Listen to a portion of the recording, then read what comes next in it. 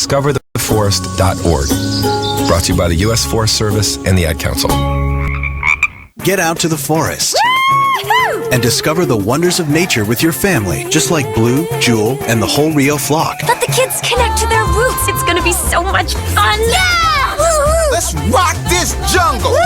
Fresh air. What a glorious morning. Clean water. Woohoo! This is great. And endless surprises. Yo, this is untapped territory. How amazing. Visit discovertheforest.org. Brought to you by the U.S. Forest Service and the Ad Council. So when you get to the corner of Smith and Orchard, you're going to want to take a left. You are not going to. Then what you're going to do is turn onto Marcy. You are listening to BeExposedRadio.com. Listen to this flashback of Skyline Radio Show.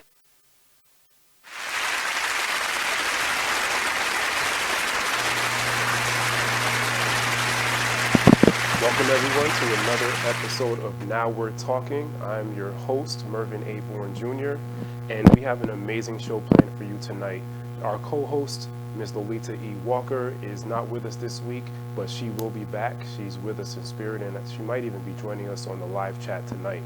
Tonight, our show is centered around gun violence, gun safety, and the state of our nation in terms of gun legislation and our gun laws, especially in the wake of recent events in this country, losing so many lives to gun violence.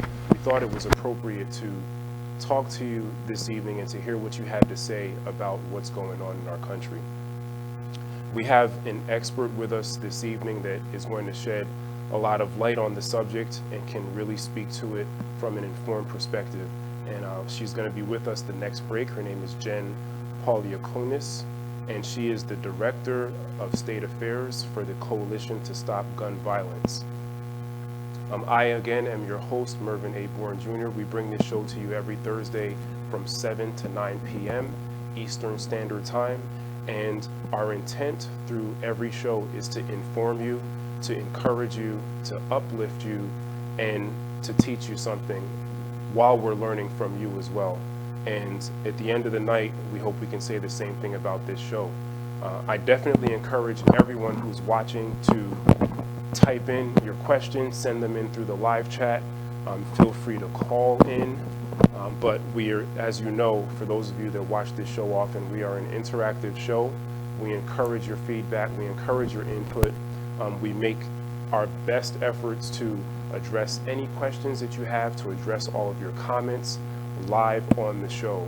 And so far we've had a lot of success doing the show that way, and the feedback that we've gotten from you all has been really, really good. So before we go further into our topic tonight, on behalf of the Now We're Talking radio show, we would really like to extend our deepest condolences and sympathies to all of the families and communities that are dealing with loss over the past week due to the tragic gun violence in our country.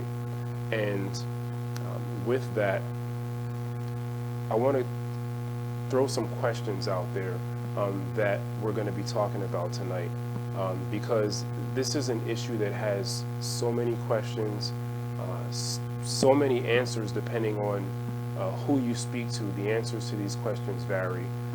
And one of the more maybe surprising things that I find about this whole subject is the level of polarization that's attached to it.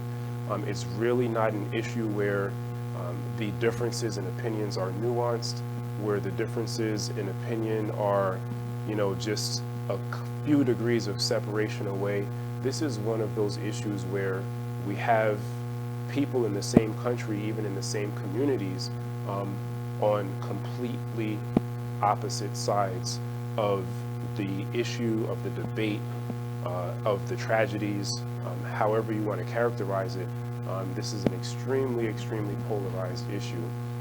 So in planning for tonight's show, I came up with a list of questions that were not only swirling around in the media, in the newspapers, on the internet, on social media, but also questions that have been swirling around in my own head over the past week and over the past several years as it seems that these tragedies are becoming more and more popular, and it's terrible that we have to use that word, but it seems like in some cases it's appropriate. So one of the things that I was thinking, it was about the double standard that we have, and I question whether or not we have a double standard in this country where we glamorize and glorify gun violence while simultaneously trying to establish a culture of gun safety and gun responsibility and peace and nonviolence in some situations. And I'm wondering if it's possible for the two of those things to coexist in the same society. Is it possible to have a society where our music and our entertainment, namely through our movies and our books and our literature, really reflect, in some cases, an obsession, in some cases, even if it's not so much an obsession, they reflect the fact that we really, really love violence in this culture. And can that type of culture coexist with a culture where the prevailing notion when it comes to violence, particularly gun violence, is responsibility and peace and nonviolence? And so I think that's really a question that we have to grapple with, not only in our community but in our own households. Another question I have is whether or not the idea that we need any gun laws at all, is that a rational or realistic idea, given the way this nation was founded, given the way the Constitution and specifically the Bill of Rights is written? Do we need gun laws? Is there any credence at all to the argument or the perspective that the more people are armed, the less violent the society will be? There are actually a lot of people in this country who believe that if more guns are put into communities, if people are walking around, your supermarkets and your public spaces and even your schools armed, then that threat that someone could do harm to you through gun violence is actually decreased because everyone has the same capacity to use a firearm and to kill. While to some folks that seems ridiculous, there are many people in this country that is their mindset, that is their thought process, and to them that is a sensible position.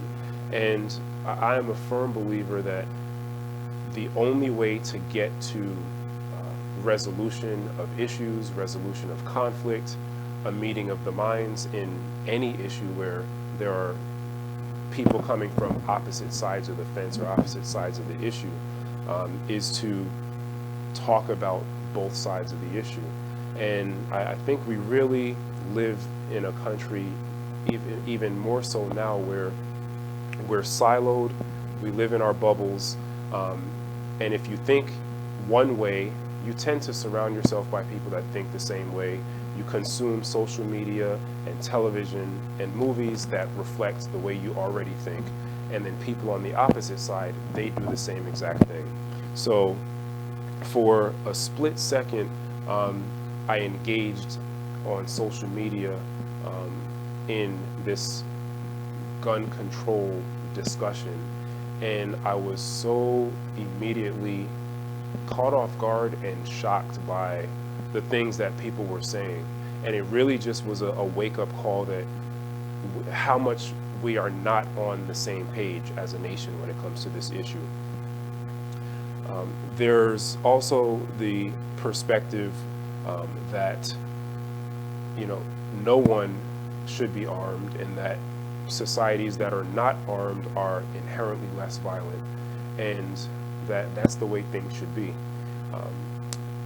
Is that idea, is that perspective, is the move towards, or the ideological move towards removing guns from the community, removing guns from civilians, is that anti-American? That is a very, I think it's a very logical question given where we are in this country, and it's a question that we really have to look seriously at in terms of debating these issues. So I'm really looking forward to this evening's discussion. Again, please, if you're watching through the live chat, definitely share the live chat, share the page, and send your questions in because we want to get to them. Thank you so much. We'll be right back with Now We're Talking in just a minute. Stick with us.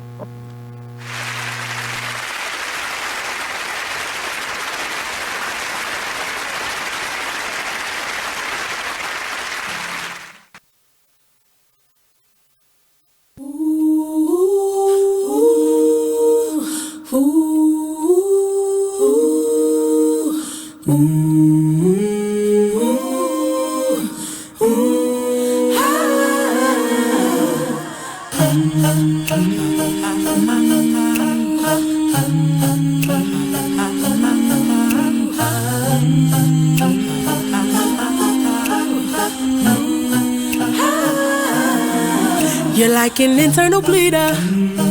Can't see your pain, but it can silently kill ya. So deeply wounded, but don't say a thing. Too afraid of what the people may say or think. So you just sit there and you suffer in silence.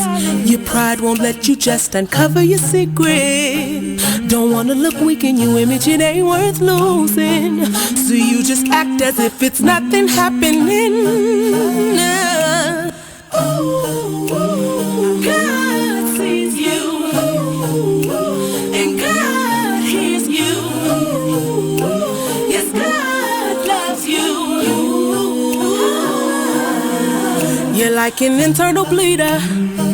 Can't see your pain, but it can silently kill ya. Suicidal, depressed, but you won't say a thing. Too afraid of what the people may say or think. You feel alone even though the people surround you. Popping pills every night even though you know they can't solve it. The emotional pain, it just seems way too heavy. Your mind is racing, wanna scream, somebody help me. God sees you, and God hears you. Yes, God loves you. These type of people sit right under our noses. We don't find out till we're on IG scrolling. We post a few memes, but then it keeps on happening. Something's gotta change, we gotta start talking and telling the truth without the fear of judgment. Gotta come together and really start loving and heal these people cause they slowly dying. Help them believe that their life is worth living. God sees you, and God hears you. Yes, God loves you. I pray there's an end to this.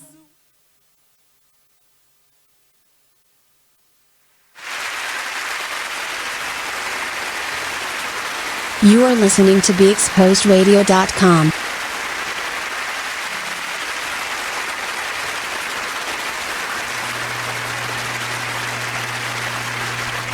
Welcome back, everyone, to Now We're Talking. I am your host for this evening, Mervin A. Bourne Jr., and we are joined today by our guest, Miss Jen Pauliukonis, Director of State Affairs from the Coalition to Stop Gun Violence. Again, we're so glad to have you this evening. Thank you so much for joining us. This is a really tough time for the country, dealing with all the issues that we're dealing with, given the most recent tragedies in terms of mass shootings. Before we went to break, I started outlining a few questions that I came up with in preparation for the show. And I was commenting on how still surprising it is, even though this has been going on for a number of years, how polarizing this issue is, and how no matter how bad the tragedy is, no matter how many people die, it's still an issue where there are legitimate arguments and legitimate points that are not on the same side of the issue, but in certain areas where you would expect everyone to be in agreement, everyone still does not agree. And so whenever that happens, I always think that the solution is never to talk less, but to talk more, and to try to educate people as much as possible. I do believe with not just the gun violence and gun control issue, but with controversial issues in general, that there is a certain percentage of the population that you're not going to be able to reach, you're not going to be able to come to a consensus with, because they're just not open to receiving new information. But for everyone else, there's still hope, there's still a chance. So I think conversations like this are very helpful. I think they're very necessary. If you're someone who believes that our society should be continuously advancing and progressing and getting better. So with that said, welcome to the show. Can you please tell our audience a little about yourself, where you work, what you do, and what your history is? Yeah, thank you for having me. This is great. My pleasure. You know, I agree. I think everything always starts at a conversation. If we can actually talk and get to know one another's perspectives, then that's where we can find common ground, right? And that's how society is supposed to work. So I grew up in Maryland. I went to Towson University for both undergrad and grad school. I started volunteering in gun violence prevention in early 2013, and eventually I started running the state group called Marylanders to Prevent Gun Violence. And so I've been doing this for a few years. I actually just started at the Coalition to Stop Gun Violence.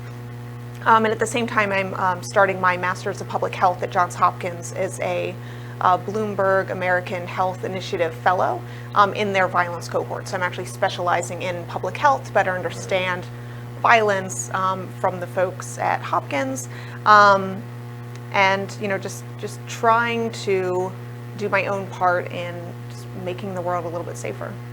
Awesome. So it's interesting. You said you're studying for your Master's in Public Health. What is? I often don't hear gun violence, gun control, gun safety positioned as a public health issue. Do you think it's a public health issue, and if so, why? Absolutely. Gun violence works exactly as a disease works. It spreads and infects, you know, other people. I mean, if you look at someone who's been shot and then there are retaliatory shootings, people who suffer from trauma, who, you know, grow up in areas where there are lots of shootings, and that becomes a part of the norm. And it's the cycle of violence continues, and we have to figure out how do we break that cycle? How do we end this disease? And the more we can better understand gun violence itself and why is it happening, the better we can work to understand policy solutions and programs that will actually meaningfully reduce it. I agree. Yeah. I agree totally. I know that some of the work you do involves developing legislative policy, right? So something that I think most people might not quite understand is how you get from having an idea or having a position around gun safety or gun control, and getting from that idea and that position to your ideas and positions actually becoming legislation. And I know that in between there is a long process that involves our state and federal representatives in Congress, and you know, in the House of Representatives and in the Senate. They can involve our local government in terms of our governors and our state senators, and how we get them to advocate for things that we want as citizens. So what I'd like us to do as soon as we come back from our break is talk a little bit about what that process is like, and how organizations like yours are instrumental in getting these ideas and these positions that us regular civilians have into policy and legislation that's actually passed on Capitol Hill. Okay. We'll be right back with Now We're Talking. Stick with us and continue to send your questions and comments in, and we will address them live on the air. Thank you so much. We'll be right back. It's a big question.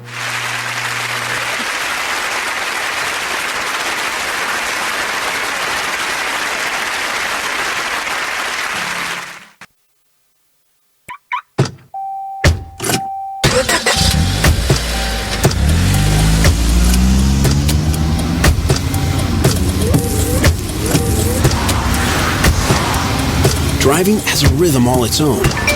Don't wreck it with a text. Before you get behind the wheel, silence your phone. Or better yet, designate a texter. For more text-free driving tips, visit stoptextstoprex.org. Brought to you by the Ad Council and the National Highway Traffic Safety Administration. Green light. Hey girl, school zone. I'm getting hungry. Car changing lanes. You want to meet me for pizza? Stop sign. Intersection clear. Yeah, street. Pizza sounds good. Ballin' Street? Girlin' Street! It's hard to concentrate on two things at once, like texting and driving. Stop the text, stop the wrecks. How will you stop texting and driving? Tell us at stoptextstoprex.org. Brought to you by the National Highway Traffic Safety Administration and the Ad Council. The Artist Exchange Radio Show every Friday, 7 p.m. to 9 p.m., every Saturday, 12 p.m. to 2 p.m. Real artist, real talk, real live on BeExposedRadio.com. I was meeting with a friend yesterday, and I've gotten to the point where don't ask me a question because the truth is going to come out. And exactly. Just don't do it. If you ain't looking for the truth, don't come to me. Don't do it because I can't hold my tongue. And she wants to be this stylist, boutique, but you're not doing anything in that nature. And I can't take you seriously if you're not doing those things. You are listening to BeExposedRadio.com.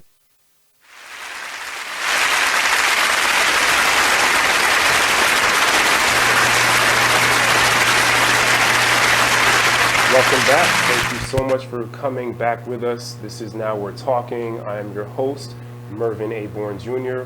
We air Now We're Talking every Thursday from 7 to 9 p.m. Eastern Standard Time, bringing you fresh new insights, fresh new issues every single Thursday. Thank you so much for joining us. Those of you that are with us live on Facebook as well as YouTube and are sending your questions and your thoughts and your comments in, thank you. We appreciate it. We will definitely get to them, and keep on sending them in because we want to hear from you tonight. We're talking about gun control and gun violence and how we deal as a country with these issues in the wake of the nation's latest mass shooting tragedies. We have a special guest with us this evening who is the Director of State Affairs at the Coalition to Stop Gun Violence, Ms. Jen Pauliukonis. And continuing our discussion with you, Jen, right before the break, I was asking about the transition from having an idea and having a position to getting those ideas and those positions actually turned into a policy or legislation. What is that process like, and how does your organization and organizations like yours, what role do you play in that process? Well, I think, depending on the organization and depending on the policy, it can be a little bit different. So I'll go into the way the Coalition to Stop Gun Violence does things. And I think first and foremost, it's important to recognize that when we hear about all of the policies after the tragic shootings, after El Paso and Dayton and the Gilroy shooting just last year, those get a lot of attention, and then the policy conversations tend to circle around these more high-profile mass shootings. And what happens is every single time that means places like Baltimore and daily interpersonal gun violence in impacted communities and Black and brown communities, daily suicides, which is actually the overwhelming majority of gun violence in the country, those get pushed to the side and those get left out of the conversation. Because in reality, the conversation that's happening right now, because people were killed in Dayton and El Paso over the weekend, just as many of those people were killed in Baltimore over the month of July. And so every month, every weekend, every day, we should be having these same conversations, you know, Right. and we have to be able to address the fact that these in certain shootings, different lives seem to get more coverage depending on where they are and what color their skin is and where they live. And that's a big problem. It is a big problem. It's so interesting you say that. Just today, I came across some social media content, and someone made a similar observation that innocent people die in all kinds of ways every single day. Many of those ways through violence. Many of those ways are preventable, but we're very selective about the kinds of deaths and murders that we are outraged about. And I do understand that in terms of timing, it is a very sensitive time because we're so close to the tragedy, and not that much time has passed since the most recent mass shootings. But I do think that at some point we need to be better as a country about caring about everyone. And I don't have an answer for what it's going to take for people to start to understand that. And you know, I really have always had an issue with selective outrage, and we're definitely a country that seems to be our culture. Like, we're very selectively outraged about specific things and very silent about other things. So your organization is one that has to essentially stay the course despite what the most popular story of the day is in the media. Right? Yeah, yes. And so when we look at, you know, creating a policy, that first step is looking, okay, well, what does gun violence actually look like? You know, it's not just the mass shootings. That's only actually 2% of all of the gun deaths every year. So if I had to guess, I would have guessed higher. So 2% of all the gun deaths, only 2% of those are attributable to mass shootings. Yeah, and to put that in perspective, you know, many countries have, you know, when they have a horrific mass shooting, they implement, you know, meaningful and comprehensive gun laws in their countries, and then they stop. And because the rest of their gun violence was so low, that mass shooting represented a higher percentage. In America, because our gun violence problem is so horrific every single day, that's also one of the reasons why those, you know, high-profile mass shootings represent a smaller percentage. We lose almost 100 people a day in this country to gun violence, and about 61 of those people died by gun suicide. About 35 of them died by gun homicide, and, you know, the rest from different types of gun violence, you know, perhaps unintentional shootings. And so when we develop policies, we have to figure out, well, if we look at the reality of this is what gun violence looks like every day,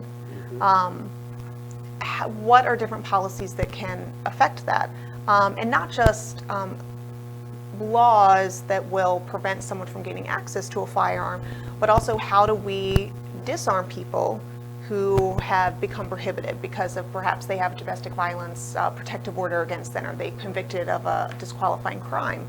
And also how to create programs that can supplement these laws. So if we also want to get guns, right, out of the hands of people who could do harm, either to themselves or others.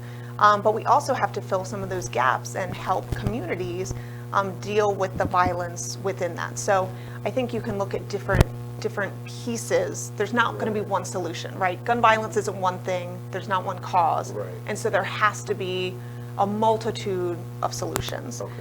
Some of the you know, policies that we look at that have been, you know, shown once you start to, you know, get information from communities, law enforcement, and researchers, and you pull that together and you try to think, okay, what has worked in other cities, what has worked in other states, and one of the ones that the laws that has been studied that has been most effective at reducing both gun homicides and gun suicides has been purchaser licensing. And so this is when Maryland passed this in 2013. If you want to buy a handgun, you need to get fingerprint, get a detailed background check. You have to take a safety class. You know, pretty reasonable. You should know how to use the gun before you buy it. And this is a way that there's a record of sales, so people feel more accountable. People are less likely to have straw purchases and illegally transfer it.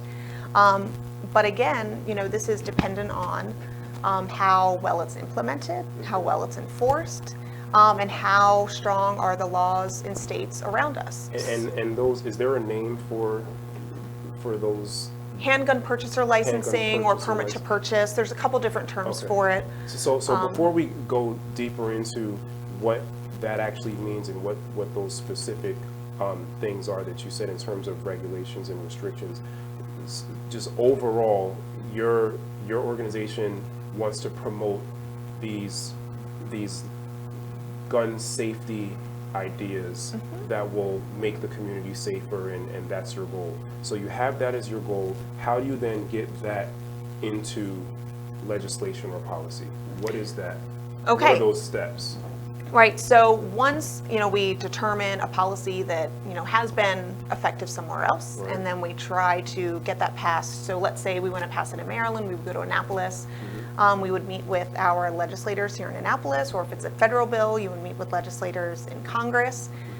So my organization, I or someone else there, we would meet directly with legislators and give them the facts. So you have to get onto their calendars. Get onto their calendar, make those phone calls. You have to keep bothering them, right? Don't be afraid to bother people. I was going to ask, how difficult or easy is that to do? I think it depends on how supportive someone is of the issue. Okay. If they say, I want to be a gun violence prevention champion, they would love to have you in their office, and they want to do more. They care about this issue. If it's someone who either doesn't understand the issue or doesn't prioritize the issue or disagrees with you on the issue, it gets much more difficult. Perhaps you're not meeting with that representative, but you're meeting with a staff member, and so it really just depends. Okay. And so you try to meet with them, and first you explain what is the problem. It's not just mass shootings. Again, it's constantly having to re-educate even our leaders, who most of them want to know more. They want to be able to do a good job. What does gun violence look like? What is this policy? Explain to me how this policy works, and why is this policy effective? What does the research show? So, if the Johns Hopkins Center for Gun Policy and Research did a study about 10 years of gun violence in Connecticut, where they passed licensing, they found that it reduced gun homicides by 40% in Connecticut over a 10-year period, and gun suicides by 15%. And so we tell them that, this is why it works. This is why it's so important that this passes. If we talk about extreme risk laws, which I know, we can chat about a little bit later, because that's pretty in-depth bill. We explain what the research is showing, because the research can show why it's effective. And that's what we really focus on at the Coalition Stop Gun Violence, is making sure that the policies we work don't just sound good, but that they actually meaningfully affect gun deaths and injuries, right? I mean, that's the goal here, right? It's not to pass a bill, it's to save lives, right? It's to make our country a little bit safer and to make our lives better. And so we are really, really focused on viewing things from this public health lens of looking at policies that are going to look at the problem holistically and really from this evidence-based nature. And then we need help, right? We need, regular people who live in states who care about, being able to, go to school safely, go to work safely, walk home safely, go out on the porch safely. We need them to make their voices heard. So I'd imagine that in states where you have representatives that are sensitive to these issues, and let's just say, for the sake of argument, that they are on your side, they share most of your positions, if not all of them. From there, what do? Do they then take it to their colleagues and try to build up support? So we would perhaps create the bill. Okay. And so they're going to actually create the language. They work with legislative services to actually create the bill itself.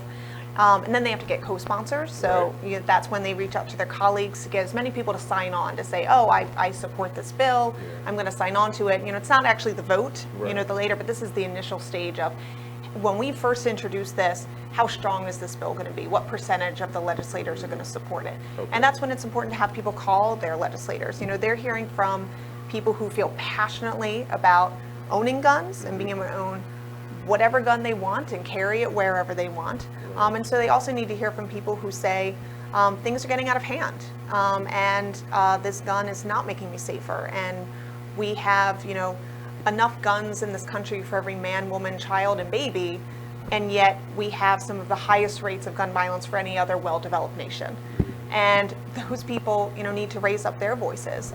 But I think, part of that depends on, do people feel as though their voice has power? Do people feel as though their voice matters? And that actually was going to be my next question. I was going to ask you, do you believe, and you can speak, as an organization or personally or both, do you believe that the people actually have the power, or does the gun lobby have the power, or is it a shared power? What actually is whose voice has the most power and weight? So what's really interesting is the gun lobby's power, it doesn't come as much from money as it does come from the fact that the gun extremists, not even gun owners, right? I mean gun extremists who do not want any sort of regulation whatsoever on any, they want to own, an arsenal of firearms with zero regulations and zero oversight. They will show up every single time. They will make the phone calls over and over again. They will email their representatives. They will come and rally. They will show up at hearings. They show up. They make the most noise. They make the most noise. They are a very, very loud minority. When over 90% of the American people support universal background checks, that 10% is really, really loud. And so you have conservative legislators and conservative leaders who are afraid of them. That has power. And so I think that shows us how powerful voices can be. But special interests and moneyed leaders want Americans to feel as though their voice matters, because when people feel as though their voice doesn't matter, they stop showing up, they stop making calls, they stop voting, and they lose their power by that lack of empowerment, right? And so because of that, that means our leaders get to do whatever they want. And then this country, as is what happened, has stopped working for the American people, and it has started working for special interests. And that's what we've seen. And I think a lot of that has to do with the fact that, a very small percentage of people have made the majority of Americans feel as if their voice doesn't count. Right. I always think that one of the bigger issues that we're dealing with when it comes to actually affecting change is this chasm between folks who hear gun safety and gun control and automatically think an extreme version of that, or an extremist version of that, which is the government is coming to take your guns away. And there's going to be a time where the citizens of the country are completely disarmed. And there's this, seems to be like a swelling fear of that. And unfortunately, it seems like that fear drives the debate when it comes to gun safety and the enacting of sensible gun laws. And it just really amazes me that shooting after shooting, mass shooting after mass shooting, we still always tend to seem to start in that place. And the ball is never moved, because thinking sensibly, that's not the counter argument, right? Like, the counter argument isn't disarm the entire country. What proponents of sensible gun legislation are advocating for is exactly that: sensible gun legislation and gun control, not the eradication of guns. Because I happen to believe that people should be armed if they want to be armed. Law-abiding citizens should have all the rights guaranteed to them by the Bill of Rights in terms of, the rights to bear arms. That in no way means, no rules at all, and it certainly is should be ideally a starting point for a discussion. But I'm really curious as to your opinion as to how we are ever going to move the ball if the starting point is always this extremist ideology that organizations like yours that are trying to effectuate change are starting from every single time we have a tragedy. So when we come back with Now We're Talking, we're going to continue hashing through these issues, continue to send your questions. We're going to start with your questions when we return. We'll be right back with Now We're Talking. Thanks a lot.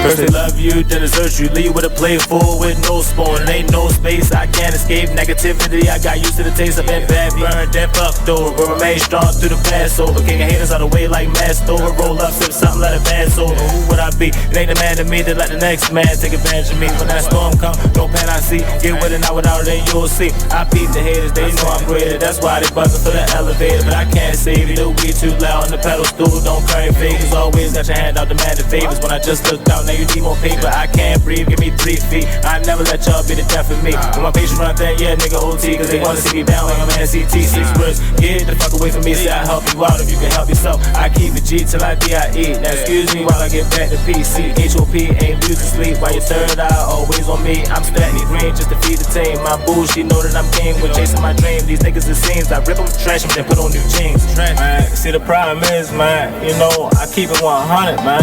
Yeah, man, like if I got it, then you got it. Yeah, man, but if I don't got it, then I'ma give it.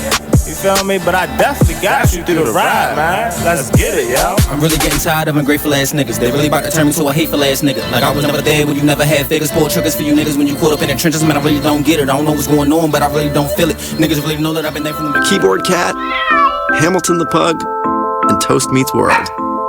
These are some of the internet's most beloved pets. With millions of YouTube views, shares, Instagram likes, followers, and fans across the globe. But what do all these amazing pets have in common? Their stories started in a shelter. Start your story. Adopt a dog or cat today. Visit theshelterpetproject.org to find a shelter or adoptable pets near you. Training that pet to play the keyboard? Well, that's entirely up to you. Visit the Shelter Pet Project. You are listening to BeExposedRadio.com.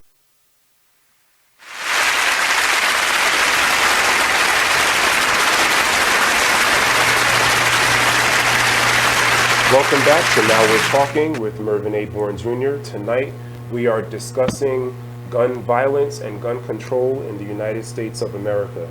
We have here with us tonight a very special guest, the Director of State Affairs for the Coalition to Stop Gun Violence, Ms. Jen Pauliukonis, and we're having a really interesting discussion about how gun laws come to be, how they come into place, what is that process like, and what are all of the issues that are surrounding this debate.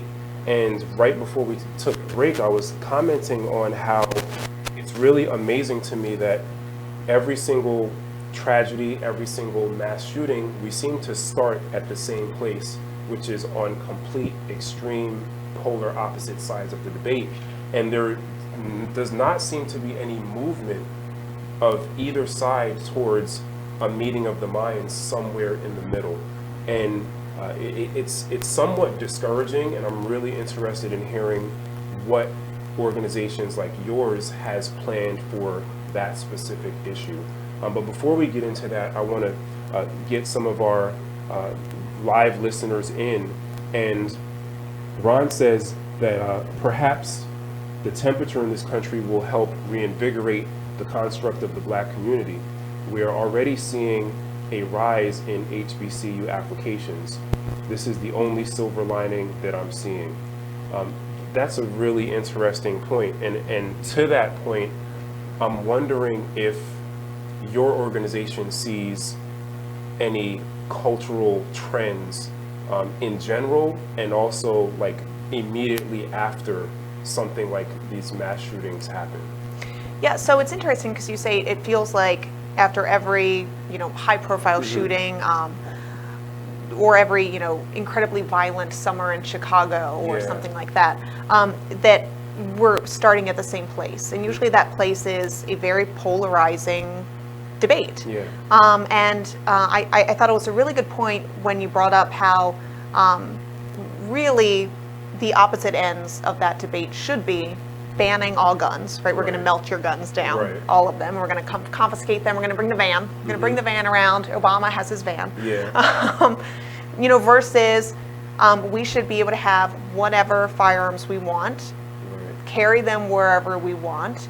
And this could be, a semi-automatic or an automatic firearm, right? It could be a grenade. It could be absolutely. 100, Yes, but in reality, guns, no, absolutely. Or cannons, or But in reality, what the majority of advocacy organizations want are very sensible solutions, because what we are after is not banning all guns. What we are after is figuring out what can actually reduce gun violence, gun deaths, and gun injuries.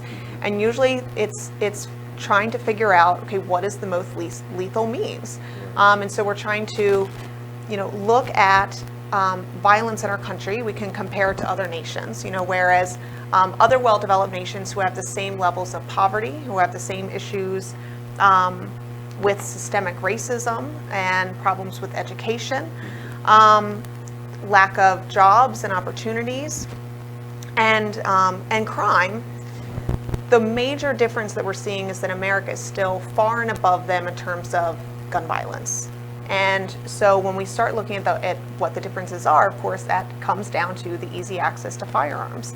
And we are looking at, policies, like I said, in terms of, background checks supplemented with the licensing system.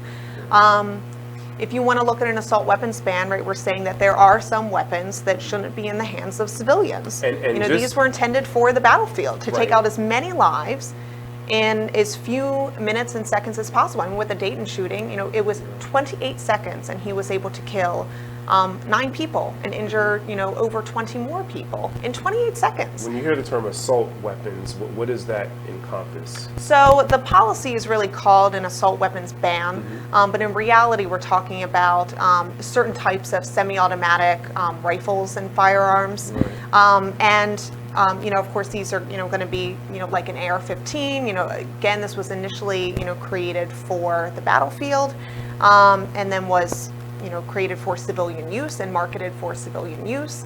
But also we're talking about limiting magazine capacity, because semi-automatic weapons aren't just rifles. These are also handguns. And actually the majority of gun homicides and suicides are committed with handguns. And so again, if we only address rifles, then we're only addressing a certain percentage of the problem.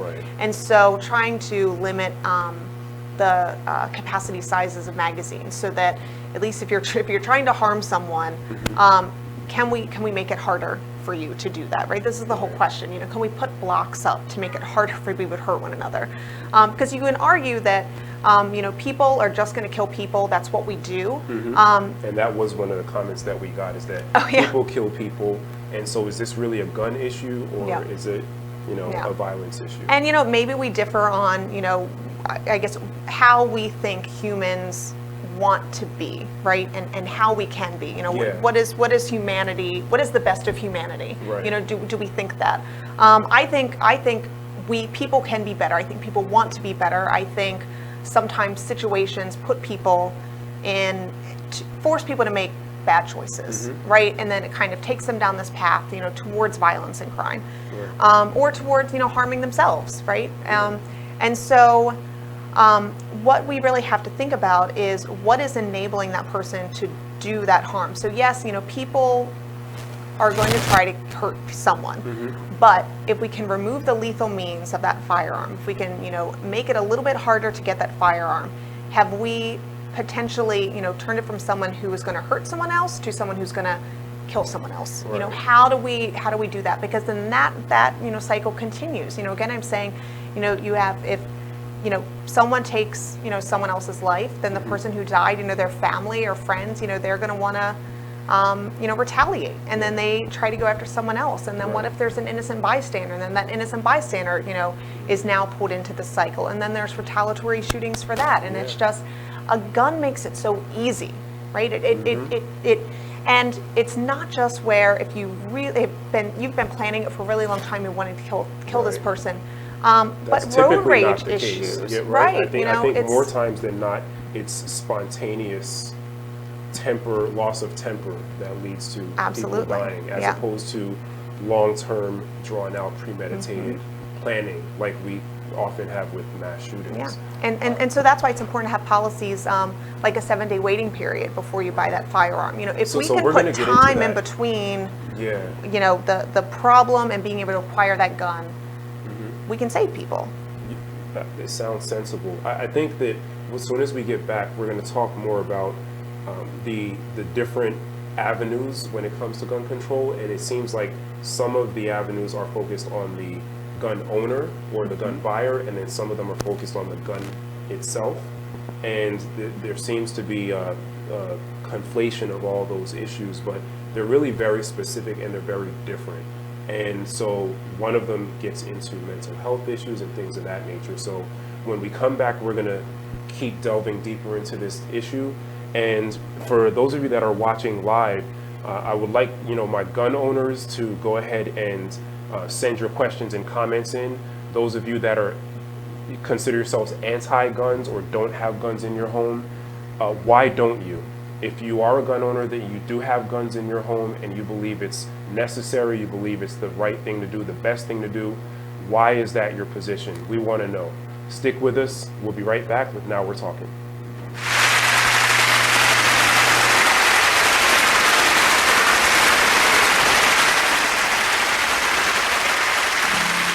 Listen to this flashback of Skyline Radio Show. So where we at? Where we talk about the effects and what's going on in these schools, yeah, and what people don't understand. Just real briefly, I just want to talk a little bit about what people say bullying is or is not. So bullying comes in many forms. It's a teasing, it's the cyberbullying, it's the texting, it's the phone calls, it's the posting of pictures and people's personal information to pretty much cause them harm, to have them feel insecure. It's the sex assaults that people actually put out there. There are physical assaults, and there are mental assaults and emotional assaults. And what I like to remind individuals that any aggressive behavior towards anyone that is unwanted and unwarranted in an individual asks you to stop. Let's stop there. Stop. And they should be respecting that. Respecting that and respecting yourself, because when you're able to respect another person, you're able to respect yourself. And the way that you're able to show that respect. You are listening to BeExposedRadio.com.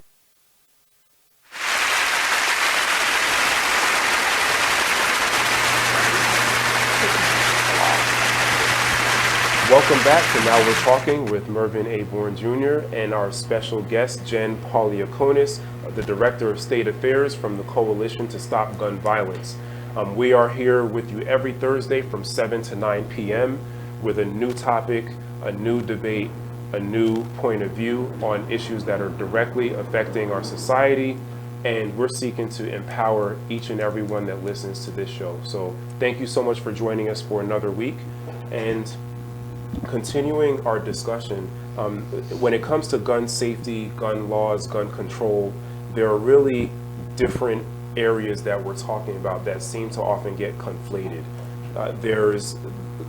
There are restrictions, there are ideas, there are policies that address the gun owner and the potential gun purchaser, and then there are policies and ideas that address the gun itself. There seems to be, depending on what social media outlet or news station you're watching, focus on either one or the other of those, but typically I find more focus to be on the gun itself, and that's only one part of the debate though. So I want to talk a little bit more about the restrictions or the ideas on restrictions when it comes to the actual gun owner. So some of the things that you've mentioned so far tonight are, background checks on people that want to buy guns, safety classes, and making sure that people that are selling guns are adequately recording the sale. What is the pushback against those things that, to me and to many people, seem very logical and don't seem like really arduous restrictions to place on someone trying to buy a gun. What's the pushback that your organization gets, either from, you know, the regular citizens, from elected officials? Well, you know, even the most, you know, foundational or basic gun violence prevention policies can get pushback. Right. And so if anything where a gun owner is going to have to go through a process before he or she can buy the firearm, there are some extremists or, you know, Second Amendment purists who would argue that there shouldn't be anything in between them and getting that firearm. Including a waiting period. Including Some a waiting people are against period. that as well. You know, people, you know, interpret the Second Amendment differently, and you know, the courts in the Heller decision, you know, DC versus Heller, and Justice Scalia back in, I believe it was 2004, they ruled that every American, you know, who is not prohibited or a minor, does have the right to own a firearm. But that doesn't mean that states and the federal government isn't allowed to place regulations on what type of firearm that is, and ensuring that there are processes to make sure that the person who does have access to that firearm isn't going to do any harm with it. And so why we put those things in place is to ensure that that is true. I mean, if you don't have a background check, you don't have that safety class, you don't have that waiting period, how do you really know that the person who is getting that firearm is not going to do harm? So we create systems in place, right? Similar to if you want to drive a car, there are systems in place before you get that driver's license. If you want to buy the car, there are systems in place to register that car. You know, there's plenty other, you know, pieces of our society where you have to, for the sake of public safety and so we can all live together in a community, rules and about how we can ensure that we do it in a safe and careful manner. So, yeah. So we have one of our viewers, Greg, is saying it's also the media visualizing the gun on TV, visualizing the perpetrator on TV. They have a lot to do with the problem also. And how about visualizing more on the people that got hurt and what these weapons can do to people? And that's a very valid point. The whole focus and almost sometimes glorification of the shooter and the killer. And I saw with this most recent tragedy, there seemed to be some move away from that and towards focusing on the victims. And I know I've heard some law enforcement agencies speak about making a concerted effort not to even say the names of mass shooters. And I do think that there's a lot of validity to that perspective and not glorifying them, because a lot of times it seems like that's what they're seeking. And a lot of them are even go as far as to leave manifestos and things of that nature. So some of them really are looking for some kind of glory out of what they do. But what's your perspective on how the media and the news and social media should handle how they talk about these things after they happen? Well, I think you're absolutely right. I mean, especially after a high-profile mass shooting, you know, the media is going to cover the name of that shooter so many times and show pictures of the shooter, and that shooter is getting exactly what he wanted. You know, he wanted people to know who he was. He felt like a nobody in life, and he was angry, and he's filled with hate, and he wants people to remember him for this final act. And the media tends to oblige them. I've seen over the past 4 years that they've done a much better job and trying not to do that as much as they've seen more and more copycat shooters who are out there. And there's actually a big campaign following the Aurora movie theater shooting from the family members, the Teves family. Alex Teves was one of the victims who was killed there. And there were so many images of the shooter following that tragedy that his family put together a no notoriety campaign, and they started educating reporters and the media all over the country to say, you are making this problem worse. You are culpable in these shootings because you are allowing other insulated, hateful, isolated people who are feeling these feelings to then think that this is a way for them to get attention and to get notoriety. And so they've been working on doing that. The other piece of that is in those high profile mass shootings, I also think you do see a lot of the victims and you learn their names and you see their photos. But where the media lacks is on those the everyday shootings. And so, you know, when it comes to Baltimore, you know, most people don't know the names of the people who were shot this past weekend. Right. You know, we're lucky if the Baltimore Sun, I think they really attempt to try to do a good job with a very big problem of, you know, ensuring that every death is covered. You know, but, you know, most of the news doesn't cover, you know, the people who are killed every single day.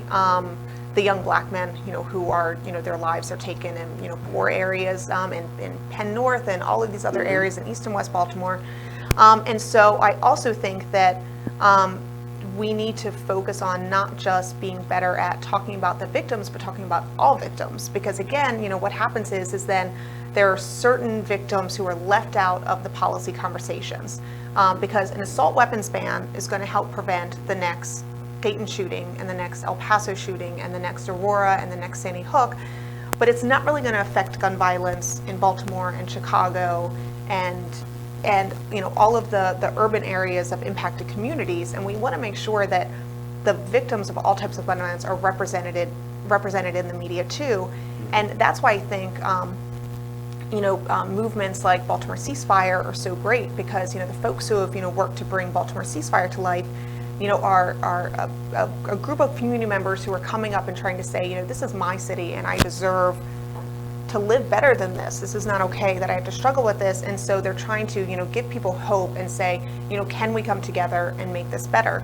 And so, you know, I was on a peace march this weekend and had helped when I was with the organization Marylanders Prevent Gun Violence. That was something that this organization really prioritized in terms of making sure that we're saying the names of all gun violence victims and sharing their stories. We had a photo and story project where we took photos of survivors, mostly mothers of young men, and we tried to learn about who was their son, who was this person that they lost, and why did they matter, and why should people care? Right. And Baltimore Ceasefire does these quarterly events, and I went on a peace march and we walked, you know, 2.5 miles. It was, you know, really hot on a Saturday morning.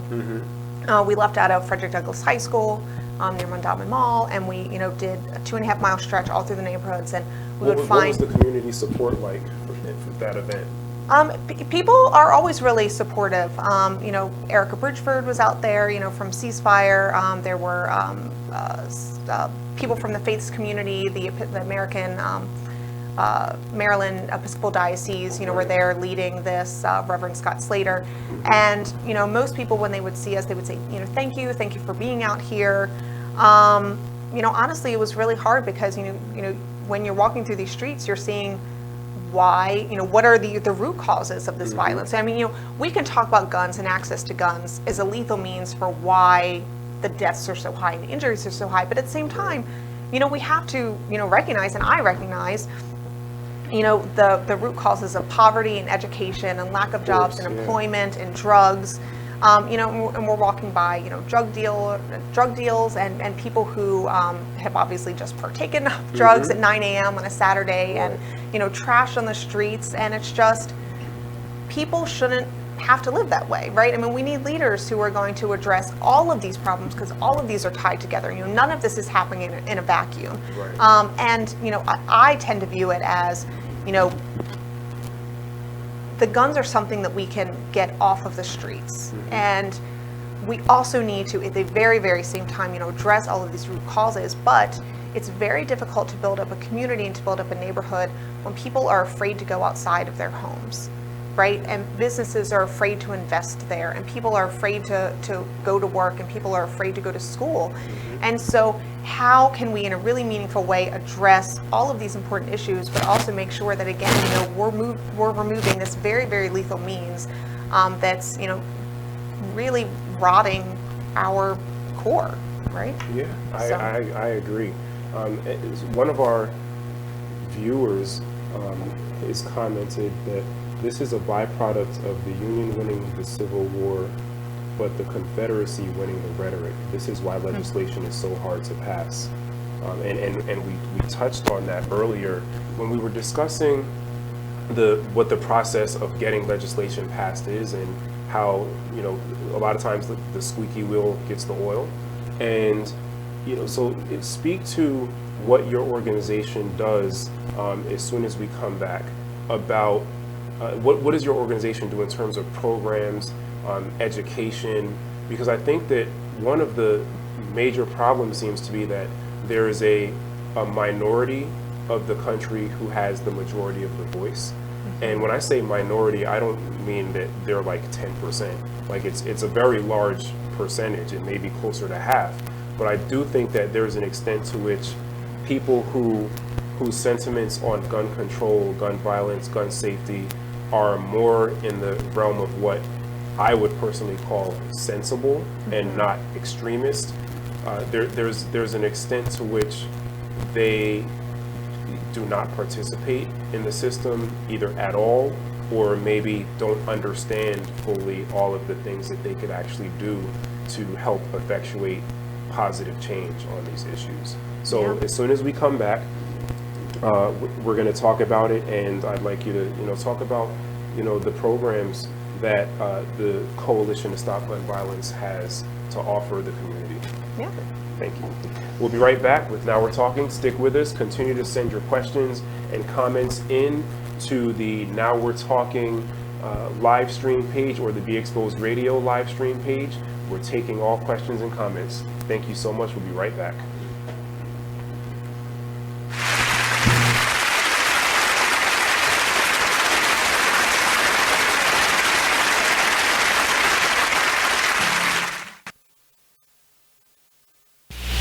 Join the Just a Bit Outside crew every Monday, 8 to 10 p.m. on BeExposedRadio.com. You want to start off? I think I'll get it out of the way on a who's not. Okay, do it. The Orioles. Right. They got swept by the Royals. They lost 4 in a row, and the last 5 games have all been decided by 1 run. Mm-hmm. The game before, or the last game that they lost before the Royals was the Nationals, and as Weeders, of course, won with a home run. Hit the home run. Right. They were going into that National series. It seemed like they were doing so well, and they just crapped out. They got that game postponed, so who knows when they're going to replay that or play that game. Mm-hmm. That's my first not for the night. Okay. Okay, I'm going to go ahead and weigh in on my who's not, and I'm going to talk about the San Diego Padres. The Padres. That's okay. You just took my answer. They're in last place in the NL West. They've lost 8 of their last 10. Their run differential is a negative 65, which is just horrible. So when you have well, let me just talk about run differential a little bit. It's kind of like the how much you're winning or losing your games by, pretty much. Yeah. Okay. It's like the margin of victory, kind of. Right. So when you're in a negative number, that means that you're. Then your average game you're losing by a whole lot.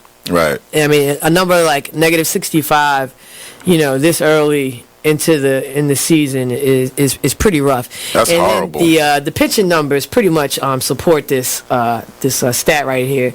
I mean, the team ERA is 4.70, which is 26th in the league.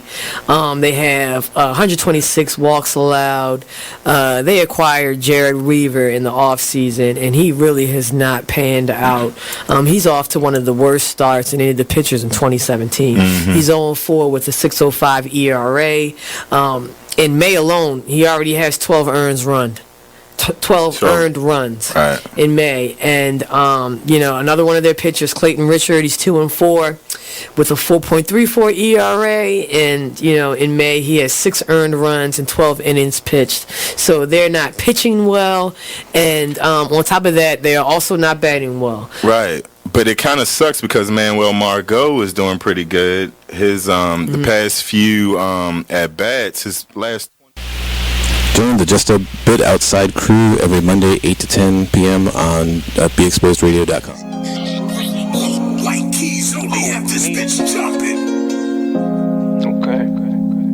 sit around, if I sit around, hold up, look.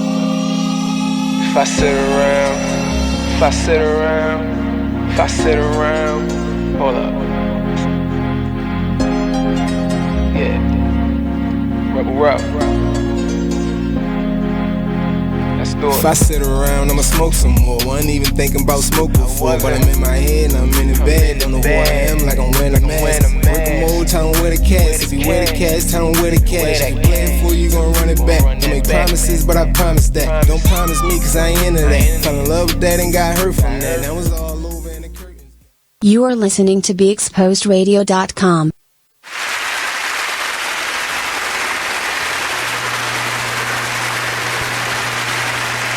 Welcome back to Now We're Talking with Mervin A. Bourne Jr. and our special guest this evening from the Coalition to Stop Gun Violence, Jen Pauliukonis. And we're continuing our discussion about gun violence, gun safety, and gun control in America. And right before the break, we were starting to talk about what your organization does and offers to the community in terms of services or anything else. We know that your organization does a lot in terms of policy development, helping to push policies and getting policy and legislation implemented. But what else does your organization do? So one of the other programs that we have is called Ed to Action, and this was started in 2013 because we started realizing that those who are most impacted by gun homicides in the African American community, their voice wasn't being heard.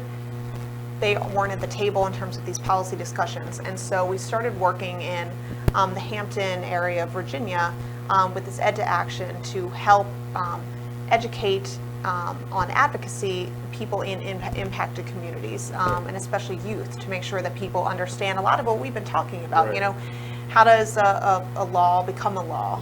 What are gun violence statistics? How do you testify at a hearing? How do you call your representative? Who is your representative? How do you find this out?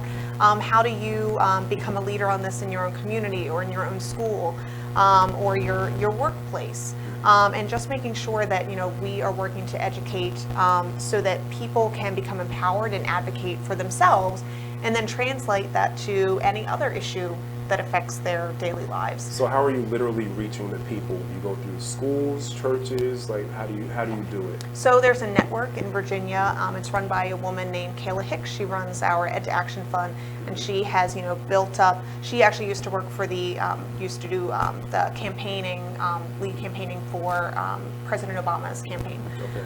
And so, you know, she has just built up a you know, really in-depth network, you know, in this area of Virginia with, you know, a lot of different community members, you know, teachers, faith leaders, survivors of gun violence, law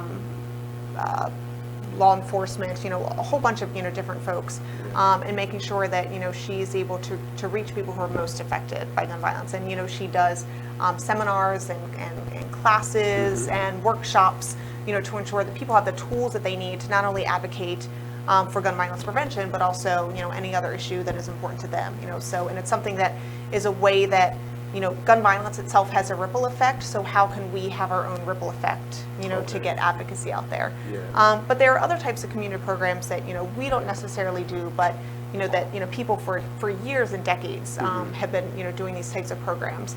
And that's why, you know, gun laws they aren't going to fix it alone, right? I think we can all recognize that, you know, a gun law itself isn't going to fix everything. And so we also need supplemental programs in communities to make sure that people who are most at risk for violence, either becoming victims of violence or becoming perpetrators of violence, have the support systems that they need to find a different path.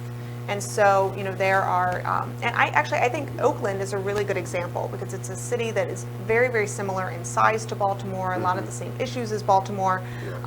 You know, in years past, even just, you know, less than a decade ago, you know, they were one of the most violent, you know, cities in the country. It was the second most violent city in California, next to LA. But LA is 10 times bigger than Oakland. And they started really investing in and prioritizing gun violence prevention programs. And granted, this also works because California has such strong laws that have not only passed, but also they do a good job implementing and enforcing them. So it is happening, within a canvas of strong gun laws, but within that, they still felt that there were gaps there. And so they started different programs, and similar to what we have here in terms of Safe Streets. And the Safe Streets mediators, they do an amazing job for our city, and in working to try to stop violence really before it escalates to something lethal, before that person is going to go get the gun, to prevent the retaliatory shootings that are going to kind of come after. So they're out there every day, risking their lives and building up relationships and and trying to help. But that's one program in a really big city, and what Oakland was able to do is prioritize and actually fund not just a Safe Streets program or a violence interrupter program, but other types of programs too, and all working together. And so there's a program where you have focused deterrence or group violence intervention, where you are people do research, working with law enforcement and researchers and community members on the ground. That's really, really important to figure out, who is committing the majority of gun violence, right? So, usually if you have, out of 400 people, let's say, maybe only be one person who's actually committing the violence. How can we find that small group of perpetrators, or who are most at risk, as I'm saying, as of either being victims or being perpetrators? And so how can we surround them with different services so they can make those better choices? And how can we offer them job programs and job services? Can we bring in the faiths community to be there to give them mentors? Can we have mentorship programs? So who do you partner with to effectuate, because all of these ideas sound really good, and they all are going in the direction of community involvement, community participation, community relationship building. So what are the types of organizations in these various communities that your organization works with or partners with, either officially or unofficially?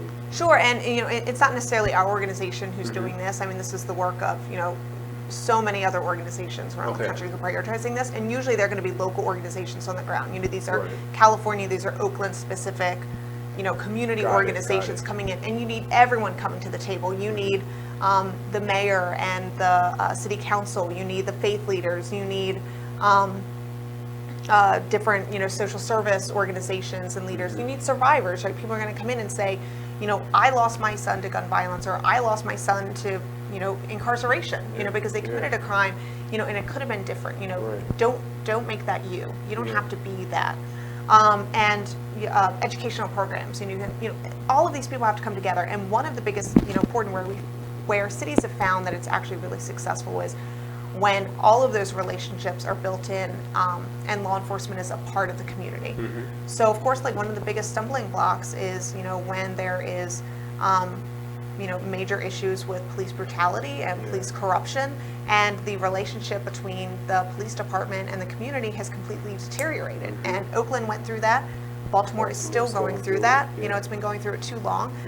Because how do you create these programs when there's such a distrust, a rightful distrust, between people who live in our city and the police department? And I think with the new police commissioner, I like what I've been hearing. I don't know a lot yet, right? I mean, I think people are still learning.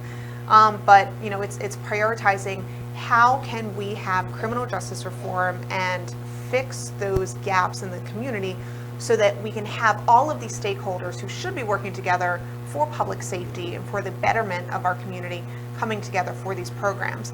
And when you actually have everyone prioritizing this and coming together for all of these different types of programs, and the whole city is working together, and it's funded, which is the most important thing. Because a lot of times, and what we've seen some programs in Maryland and Baltimore that have, worked, but not as well as they could have if people had actually put everything that they could into it and funded it so that it could have the desired results. Because when you have a community, violence intervention program that's partially funded, and there aren't enough people on the ground to do what they need to do, and then it doesn't have the effect that it should have had, and then people say, oh, it doesn't work, and we're going to cut the rest of the funding, and then the program ends, and then you're back to square one. So we need leaders who are going to really putting their money where their mouth is and saying, we want a safer and better city. And if a city like Oakland can do it, they reduced their gun homicides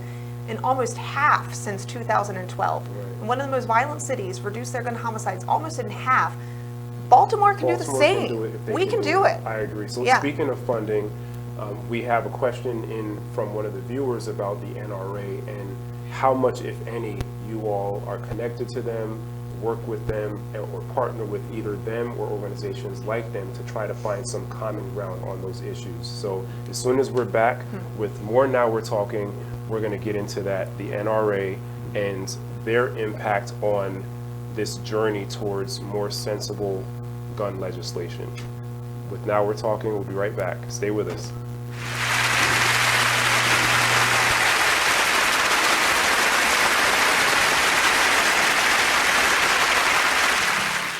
So, Jacqueline. Yes, Mom? I wanted to talk to you about something and... Oh, wait. Hold on. I just got a text. Oh, there's another one. Wow. Busy me. So, anyway... Oh, wait, Mom. I just got a message. My friends keep commenting on my comment. Oh, there's another one. So many comments on my comment. Oh, I can't wait to watch TV tonight. Playoffs! Hey, guys, check out my new video game. Pew, pew. Wait. Mom, what? What? Hold What'd you say? Wait a second, what? This weekend, unplug. Take your family to the forest. There's nothing in the world like experiencing nature firsthand. Trees, paths, bluebirds, streams. Getting closer to nature can get you closer to your family. To find the forest nearest you, go to discovertheforest.org. Brought to you by the U.S. Forest Service and the Ad Council. There's a rumor going around that Tyler Perry and Oprah are beefing. Well, let me tell you about this. Tyler, okay, told Oprah, bitch, if you don't have my money, we're going to have a problem. Ooh. Oprah said, what is the problem? Ooh. You said if I don't have your money, there was going to be a problem. So Oprah is standing her ground like, bitch, I'm in charge. You may have a $250 million studio over there that you film all your shows and movies and stuff on, but I have the empire. That's what Oprah said. Oh, these are her exact words. Allegedly. I made this up. You are listening to BeExposedRadio.com.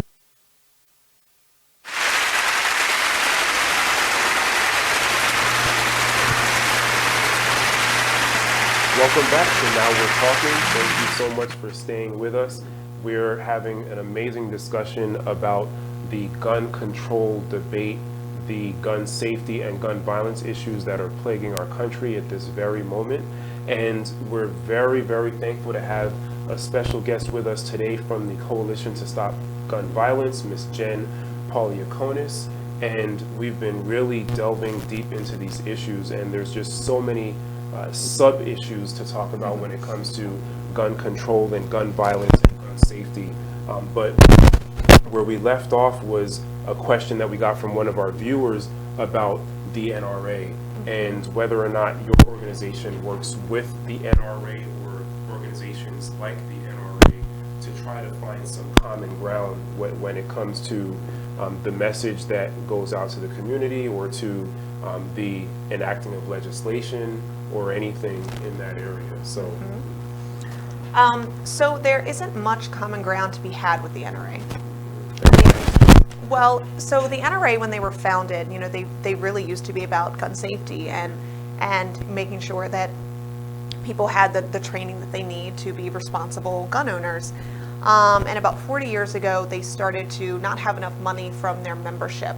And so there was a shift in the way that this organization worked. And rather than being about gun safety and hunting, they turned into an organization about fear. And they started having relationships with gun manufacturers. So you had the one arm of the NRA is really the lobbying arm of gun manufacturers. So that wasn't always the case. Yeah, it was a shift that really happened about 40 years ago. And so over the last 40 years, you've seen them become more and more extreme in terms of fear mongering, in this community. Everyone needs to have a gun.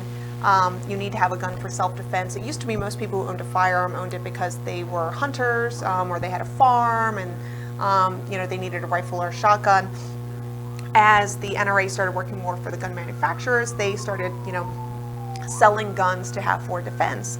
And what we know that the studies show, and while it is people's right, they, if they choose to, pass a background check and buy that firearm, they are a right to have it for self-defense. But the studies do show that a gun in the home does not make you safer. You are 2 times more likely to die from a homicide. You are 3 times more likely to die from a gun suicide.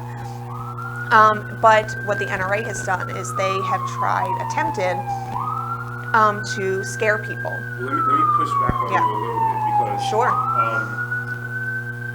I know that there's stories every year about people that have guns in the home, and those guns are accidentally or tragically used on a member of the home. But I also have heard stories just as often about people who are able to defend themselves against home intruders because they have a gun in the home. So what do you say about those two?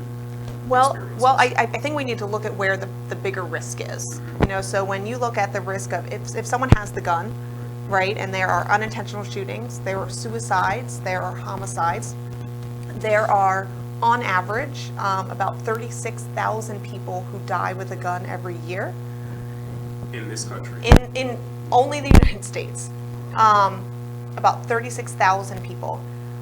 In terms of when someone uses a gun in self-defense, studies have shown that there are only about 1,600 verifiable incidents a year. So where is the bigger risk? Is the bigger risk in having the gun and those 36,000 deaths? Or is it, or I should say not, the bigger risk of we have it, we can defend ourselves, 1,600 times, but there are 36,000 deaths? Or could we make better decisions about that firearm and maybe not have as many in proliferation and reduce that large number? And it's just, the more studies that are out there, the more unsafe a fire makes you. But I understand that feeling, right? That people feel as though that firearm is going to make them safer. And that's our choice, right? As citizens, it is the Constitution. We have that choice. People have that right. You can do that. I would think if there's children in the home, that is a much more unsafe suggestion, whether to either to have it in the home, or if you do choose to have it in the home, making sure that it's locked and the ammunition is separate. Because not only do you have to worry about unintentional shootings with children gaining access, but also suicide is another big one. So to be clear then, is your organization anti-gun? No. And actually, anti, it doesn't really mean anything, right, to be anti-gun. What we are is anti-gun death, anti-gun injury, and we do believe that guns don't make you safer, but if we can have policies in place to reduce risk and reduce lethality, then that can be up to the individual purchaser. We're not trying to block it. When you say guns don't make you safer, are you speaking in general? Because I'm envisioning a scenario where I'm in my bedroom, it's 2 o'clock in the morning, I hear glass crash downstairs. If I have a gun that I can grab, aren't I in a better position than if all I have is nothing? Well, but what is the likelihood of that actually happening versus, someone, if someone has that gun and it's a domestic violence situation, right? And in an abusive home, when a gun is in play, the woman who is in that situation is at a 5-fold more risk of being shot and killed. We talked about suicide, right? How the 2/3 of all gun violence is actually suicide. Well, this is a perfect segue because I was, in researching for this show, I was stunned to learn that statistic about the percentage of gun deaths that are actually suicides versus homicides. So what can you tell us about that? So, and that's what a lot of people don't know. A lot of what it's covered in the media, of course, are gun homicides and high-profile mass shootings. For privacy reasons, of course, we don't want, not every suicide is going to be in the news.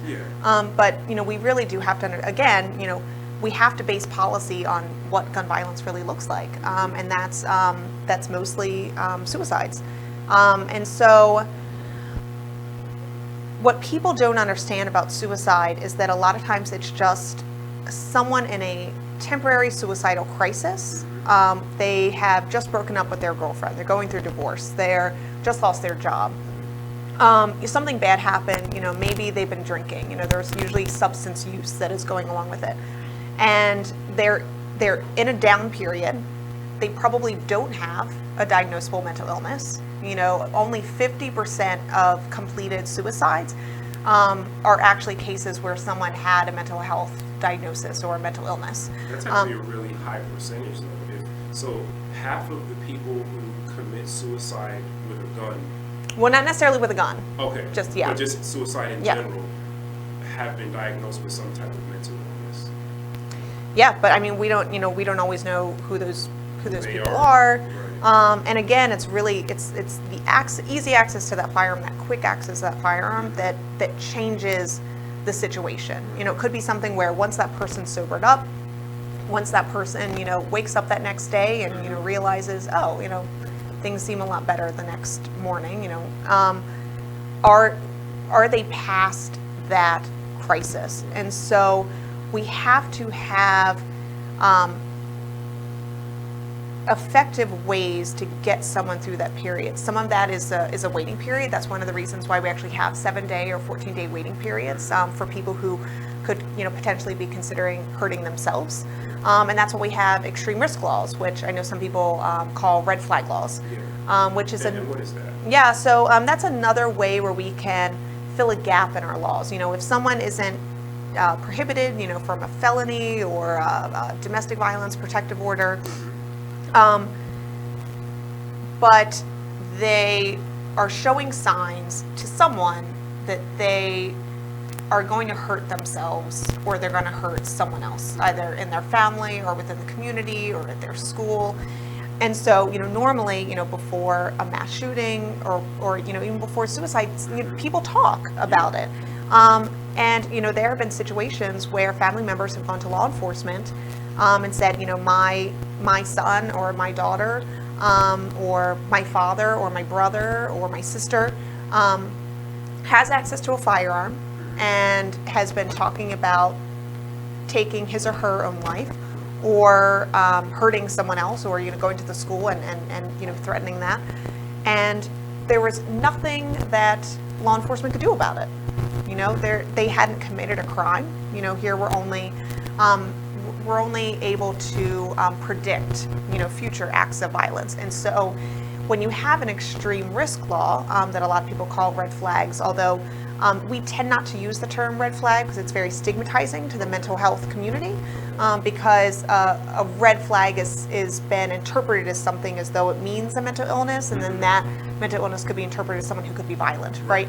Which most people who are mentally ill don't commit crime. They're actually more likely to be victims of crime than they are to be perpetrators of crimes.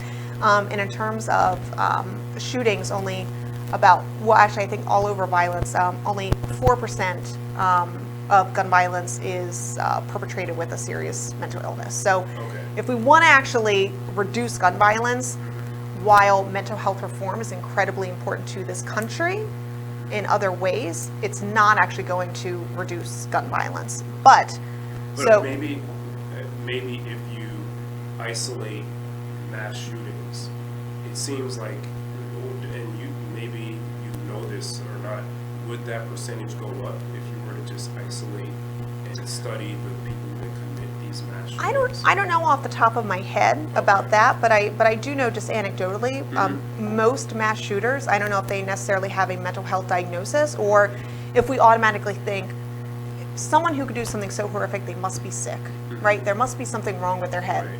No regular person, healthy person could do it. But that's really, a narrative, but I actually don't buy into that. Yeah. Just because, like one of our viewers said earlier, people kill each other every day. Sure. So are all those people? Well, and I think a lot of what we really see is not mental illness with these mass shooters, but it's hate, it's racism, it's misogyny, it's xenophobia. It's all of these things taken together. I mean, look at the El Paso shooter. He drove 10 hours to the town of El Paso because it is 85% Hispanic and Latino. And he specifically targeted them. You know, I don't know all of the details yet, but it does seem like the Dayton shooter, you know, chose Dayton, you know, for different reasons about race there as well. And so there's a lot of white supremacy that we're seeing right now. There's a lot of racism that we're seeing, and all of those white supremacists have very, very easy access to firearms. You know, whereas before, you know, it could be a situation where, you know, someone could be a hateful human and be angry and be hateful, but if they don't have access to that firearm, are they going to be able to do anything about it? Are they going to be able to hurt innocent people and take those innocent lives? And again, we look at that idea of lethal means and how can we at least stop, you know, this underlying problem from turning into a gun death? Yeah, but I think, you know, the extreme risk order, I think we were talking a little bit about, you know, especially as a tool, you know, not just a lot of people talk about it after a mass shooting or a school shooting, like after Parkland, it was really brought after that because, again, you know, the shooter there, it was very well known in the community that he had made threats. He was a violent young man. He was very angry. And nobody could do anything about it. And so this extreme risk law fills that gap, and it gives law enforcement, it gives families the tools when they are seeing certain behaviors that could potentially, you know, be a warning sign that they could hurt themselves or others. Law enforcement or family members can petition a court, and that court will rule after hearing all of the evidence, you know, on a certain burden of proof about whether firearms should be temporarily removed from control or possession of that person, and it's just temporary. And so, you know, really we're talking about a temporary solution to a temporary problem. And so this is something where I think we see a lot of common ground between gun owners and gun violence prevention advocates, because we're talking about people who really are, you know, showing signs of a problem, of potential violence. Like a breakdown, perhaps? Yeah, absolutely. Yeah, or a suicidal crisis. And just removing that lethal means, you know, ensuring that is there time to protect the community or protect that loved one from harm? And, you know, is there time to get that person some sort of, you know, crisis intervention, you know, in the meantime? And so I think that that's why that particular law is something where, you know, we are removing that lethal means from the person who could potentially, you know, hurt themselves or hurt someone or many people in our community. And what's really great about us, we're seeing bipartisan support. We actually heard just a couple hours ago, Senator Mitch McConnell, the majority leader in the U.S. Senate, who has refused to bring any gun violence bill up for years, has really been hearing the pressure. And he said that background checks and extreme risk laws are going to be front and center when Congress comes back in September. And I don't know if that's actually going to happen, but the fact that he said that is big news. And I think one of the reasons is because we can find so much common ground on the extreme risk law. I totally agree, and just the fact that he raised it, and one is huge. It's something that's unprecedented. Yep. I know. So.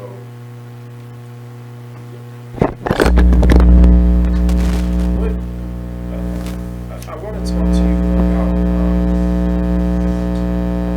your views about an unarmed civilian population and the idea that these attempts to curb or restrict access to guns is an underhanded or backdoor attempt to unarm civilian population. First of all, is there any truth to that? And what's your organization's position about more or less guns in the community? And I know you touched on that somewhat already, but I'm just curious as to. Yeah. No, I mean, you know, we're not just, you know, saying that so that we can eventually all the guns will be gone. We really are just trying to reduce the gun deaths and prevent, you know, the lethal means from being accessed so easily, you know, from too many people in the community. On a personal note, you know, my father-in-law was a 30-year career Marine. He was a colonel in the Marines, and he's retired. He obviously is very He owns multiple firearms. He is trained in all of these firearms. Even retired, he still goes to ranges on a regular regular schedule, so he can kind of keep trained in that. And he is supportive of everything that I've talked about. We have a lot of common ground, and I feel very safe at their home and having my children, in his home, because I know that when he is a gun owner, but he is a responsible gun owner. Right. And I think that it is incredibly key. Yeah. And if someone feels though they need to protect their home, they need to protect their family, and having a firearm in their home, and it's stored safely and they're responsible with it, which is really important, because also, I don't know a lot of people know this, but a lot of the reasons we have illegal firearms on the market is because of thefts. Yeah. When you have states with very loose laws, and especially with loose concealed carry laws or wear and carry laws, they are stolen not only from homes but from cars. Which is the biggest one, and those thousands of firearms are transported right up to the streets of Baltimore, and that's one of the biggest ways. And so we do not agree as much with having zero oversight on people carrying in public. The more you loosen regulations on concealed carry permitting, studies have shown that you actually have there was a study out of Stanford that showed states who loosen their concealed carry laws, so anybody who wanted a permit, anyone who could carry on the streets they got that permit.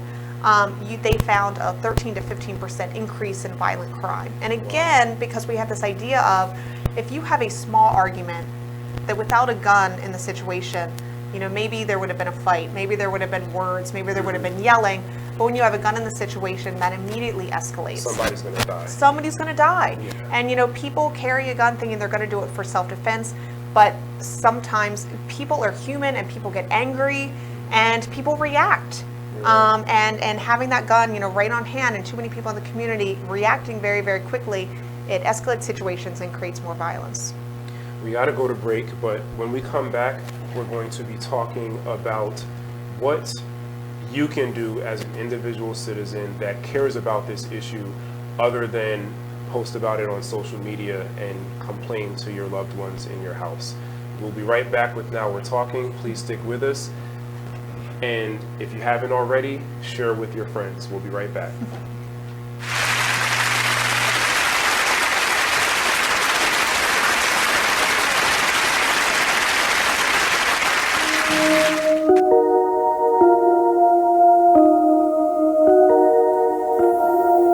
This is a Poverty ENT exclusive.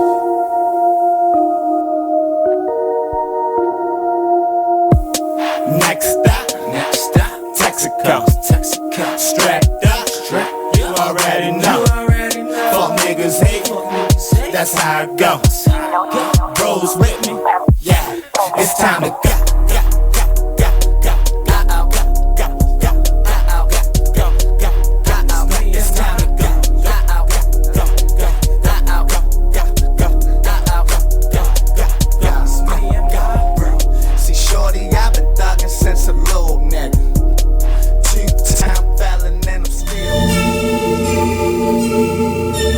Like, the one thing you always gotta remember is people gonna try to project their insecurities onto you. But you can't listen to what them niggas saying. You gotta get out here and do your shit regardless. You gonna do what you love for the rest of your life anyway. So why not turn that shit into something? Be a man of everything you say. This shit bigger than me, man. Like, yeah, I'm good and all that, but you know what I mean? I ain't shit without y'all.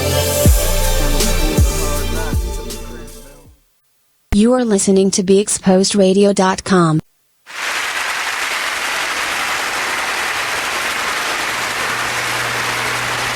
Welcome back to Now We're Talking with Mervin Jr. and our special guest today, Jen, who we've been speaking to all night about these complicated gun control, gun safety laws, and just the state of our country in the aftermath of this most recent tragedies, plural I should say, in terms of these mass shootings.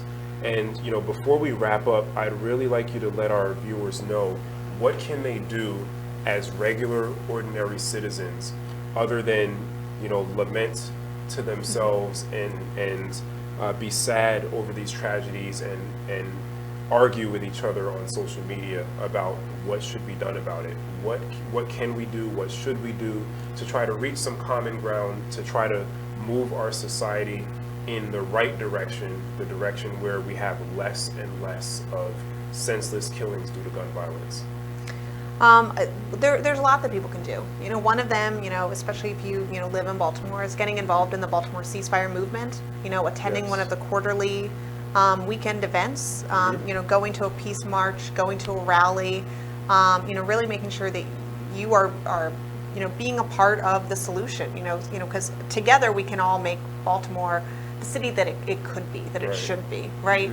And so just being a part of that community, talking to your not only state representatives, right, your state delegates, finding out who they are, and your state senators, but also your city leaders. So you can either join a gun violence prevention organization, and they can help kind of guide you through that process, or you can go to mdelect.net, so mdelect.net, and you type in your address. And you can find out who all of your representatives are. Your federal legislators. Your Maryland people who represent you in Congress. Who your governor is. Who your state delegates are. Who your state senator is, and also who your city council representatives are. That's and who awesome. your mayor I is. didn't know that. It's a really useful tool. It's very easy to use. Okay. And so finding out who they are and giving them a call. And they all have email addresses. They all have as well. email addresses. They all have phone numbers. They have small offices. Especially in our state legislators, it's not a full-time legislature where they're there all year. They're part-time. They have small offices. It doesn't take a lot to make your voice heard. So make it heard. You can make your voices heard. And also, not being afraid to reach out to your city council members, your city council representatives, the mayor's office. In Maryland, we're one of many states that has preemption laws, which means our city gun laws are not allowed to be stronger than our state gun laws. This was a big priority that the NR had for many years to make sure that they were making it harder to enact gun laws on city levels all over the country. And so if that's something you care about, if you think that Baltimore should have stronger gun laws than the rest of the state, that would be an issue that we could work on together.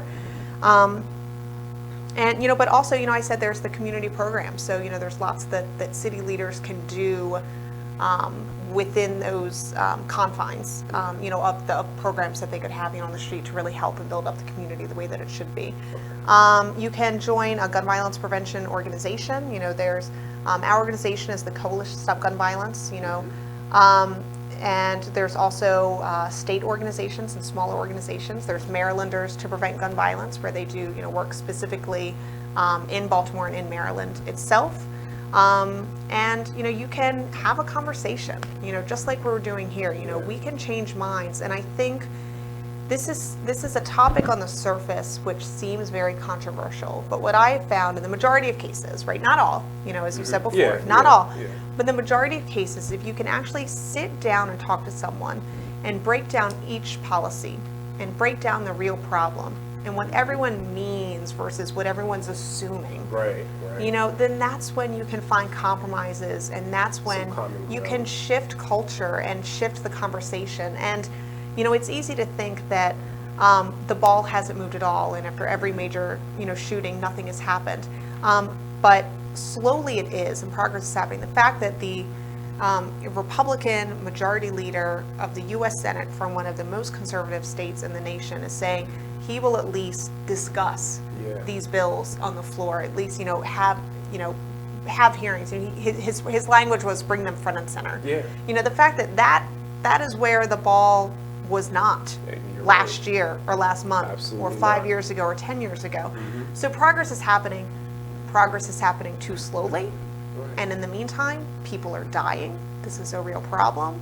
But progress nonetheless. Progress is happening, and I have hope. So thank you. Thank you so much. You've been an amazing guest, and I've learned so much tonight. I want to leave you with some of the key highlights that I'm taking away from this discussion that we've been having for the past couple hours. And if you caught the broadcast in the middle, please go back and watch it from the beginning, because it's really chock full of amazing information on this issue. 36,000 people a year die from gun violence just in the United States alone. That's not a global number, that's a US number. There are more gun deaths from suicide than there actually are from homicides in the United States. If you want to know who your senators are, who your representatives are, who your legislators are, and you don't know, if you live in the state of Maryland, all you have to do is go to the internet, go to mdelect.net, put in your address, and you can find out right then and there all the people who are elected to represent you. And you can reach out to them directly through telephone, through email, and your voice will be heard, because you have to make it heard. And there's power in numbers, as we all know. So thank you again for joining us. Before we leave, can you share with our listeners and our viewers, how can people get in touch with your organization? So we have our website, csgv.org, or our educational fund if you want to read some of our research and translating research about gun violence and statistics and facts. You can go to efsgv.org, the educational fund to stop gun violence. We're also on Twitter, so we are at CSGV or at EFSGV. So find us, learn more, and get involved. And I am your host, Mervin A. Bourne Jr. My co-host, Lolita Walker, will be back next week, I think. But she's traveling and she's with us in spirit as always. I am the author of A Single Mother's Guide to Raising a Son, which can be purchased on Amazon.com. It's available in paperback and electronic version for those of you that are Kindle users. If you have show topics or ideas for the show, you can reach myself or my co-host via email at nowwe'retalkinglive@gmail.com. You can watch our show every Thursday from 7 to 9 p.m. live on YouTube, on the Be Exposed Radio YouTube page, or on Facebook at the Now We're Talking Radio Show Facebook page. Thank you so much for watching this week.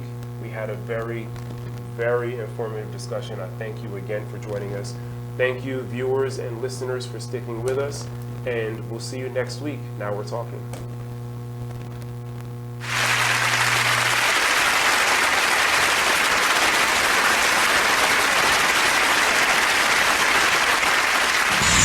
We're rewarding you for something you already do, listening to us. It's radio loyalty, and it's an easy way for you to get free stuff. All you do is sign up.